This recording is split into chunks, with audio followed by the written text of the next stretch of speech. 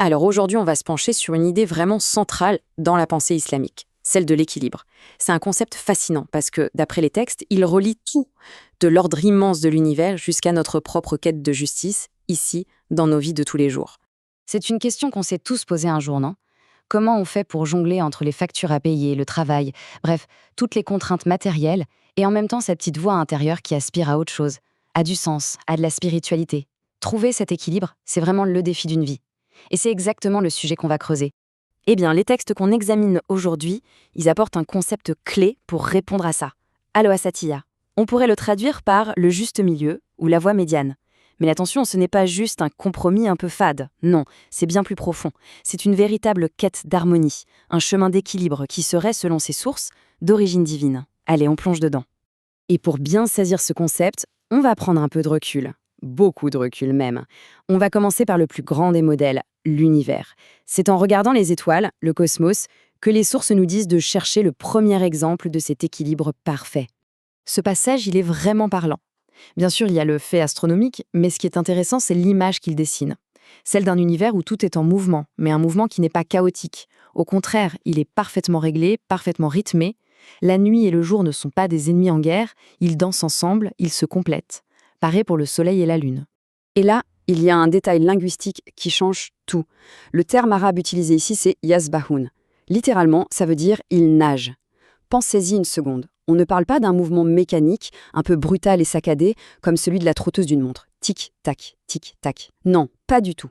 L'image, c'est celle de la nage, un mouvement fluide, gracieux, sans à-coups. C'est une métaphore puissante pour décrire la perfection de cet ordre cosmique. Ok, donc cet équilibre parfait existe dans le cosmos, c'est une chose. Mais la question c'est comment est-ce que nous, simples êtres humains, on peut s'inspirer de ce grand plan pour notre propre vie? Comment y accéder? C'est là que les textes introduisent l'idée de guidance divine. Alors, d'après les sources qu'on analyse, il y aurait 3 grandes voies, qui ne s'excluent pas mais se complètent. D'abord, il y a la raison. Simplement en observant l'ordre incroyable de l'univers, notre intelligence peut nous amener à penser qu'il y a une cause première, un créateur. Ensuite, il y a la nature elle-même, qui est décrite comme un livre ouvert. Chaque élément de la création reflèterait un aspect de ce créateur. Et enfin, il y a la voie présentée comme la plus directe, la révélation, c'est-à-dire une communication directe de Dieu transmise via des messagers. Et dans cette logique, le Coran est vu comme l'aboutissement de ce processus, la révélation finale. Un point crucial pour les croyants, c'est que le texte aurait été préservé, protégé de toute modification humaine. Les sources qu'on étudie vont plus loin. Elles affirment qu'il y aurait à l'intérieur même du texte des preuves de son origine divine, des signes, ce qu'on appelle souvent des miracles scientifiques. Alors, regardons un exemple concret qui est souvent cité. Dans le Coran, si on compte, le mot pour la terre ferme apparaît 13 fois. Le mot pour la mer, lui, c'est 32 fois. Le total fait 45. Maintenant, si on fait un petit calcul, 13 divisé par 45, ça nous donne environ 28,88%. Et là, ce que soulignent les analyses, c'est que ce chiffre est incroyablement proche de la proportion réelle des continents par rapport à la surface totale de la planète. Pour eux, c'est un signe évident. Un autre exemple, qui est peut-être encore plus frappant, vient de l'embryologie. Le texte décrit un des tout premiers stades de l'embryon avec le mot alaq. Ce mot, il veut dire quelque chose qui s'accroche, un peu comme une sangsue. Et ce qui est fascinant, d'après les commentateurs, c'est que ça décrit parfaitement le moment où l'embryon s'implante, s'accroche à la paroi de l'utérus. Un détail d'une précision incroyable pour une époque où on n'avait absolument aucun moyen de savoir ça. Bon, on a vu l'équilibre à l'échelle du cosmos et comment la révélation est censée nous en donner les clés.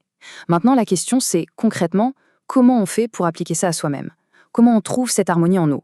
On passe du très grand au très intime. Et pour y arriver, les textes proposent des outils très concrets. 2 en particulier. Il y a d'abord la prière, la salate.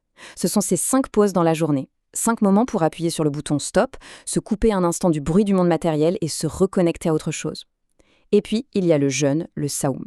C'est bien plus que ne pas manger, c'est vu comme une véritable école de la patience, un entraînement pour que l'esprit reprenne le contrôle sur les pulsions du corps. Et le chemin ne s'arrête pas là. Parce qu'un individu qui trouve son propre équilibre, c'est la première brique pour construire une société équilibrée, une société juste. Dans cette vision des choses, la spiritualité n'est jamais juste une affaire personnelle. Elle doit forcément déborder et se manifester dans la vie sociale. Et au cœur de cet équilibre social, on trouve un pilier essentiel, la zakat. Attention, Il ne faut pas voir ça comme une simple charité, un geste de bonté ponctuel. Non, c'est bien plus que ça. C'est un système organisé, une redistribution des richesses. Ce n'est pas présenté comme un cadeau du riche au pauvre, mais comme un droit que le pauvre a sur la richesse du riche et un devoir pour celui qui possède. C'est un véritable outil de justice économique. Et cette zakat, elle a un double effet, un peu comme un médicament qui soignerait deux choses à la fois.